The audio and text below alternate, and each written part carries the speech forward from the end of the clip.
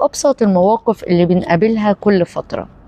احنا جروب اصحاب لينا علاقات كويسة مع بعض، قريبين من بعض، بنخرج وبندخل وعايشين حياتنا سوا. فجأة واحد فينا اختفى، ما بقاش عايز يرد على التليفون. نيجي نكلمه نقول له انزل معانا، يقولك لا اصل ماليش مزاج، اصل تعبان. بيدينا كل شوية حاجة واعذار، او يختفي فجأة بدون اي مقدمات. وهنا بيظهر 3 انواع من الشخصيات. النوع الاولاني بيقولك يا عم ما تسيبك منه بقى، هو لا عايز يسأل ولا عايز يتكلم، خلاص براحته، مش عايز ينزل معانا عنه ما نزل، ده راجل خنيق اصلا.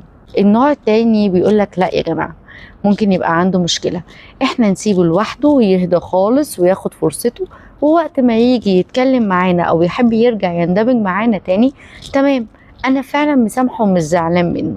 اما النوع التالت اللي هيفرق مع الشخص ده بجد، هو النوع اللي هيرفع عليه سماعة التليفون ويسأله من غير ما يلومه ولا يعاتبه ولا يحسسه ان هو متضايق منه، ويقول له مالك يا ابني، هو انت كويس؟ انا مش عايزه اعرف فيه ايه، مش عايزه اعرف تفاصيل ولا عايزه اتدخل في خصوصياتك، بس انا عايزه اطمن عليك عشان قلقان عليك، انت كويس؟ انت تمام؟ وتأكد ان انت لو فيك اي حاجة انا سند وظهر وجنبك وما تقلقش، وانا واقف معاك حتى لو انت مش عايز تقولي الاسباب. وفي نفس الوقت الشخص ده زي ما احترم خصوصيته، فلو البني ادم اللي قدامه اتحرج فبدأ يقول له اي اسباب او مبررات باين جدا ان هي كذب، اعمل نفسك مصدقه، شيل من عليه ضغط انه يقعد يبرر ويقول لك اسباب ويقعد يوجع نفسه ويخاف من اللوم.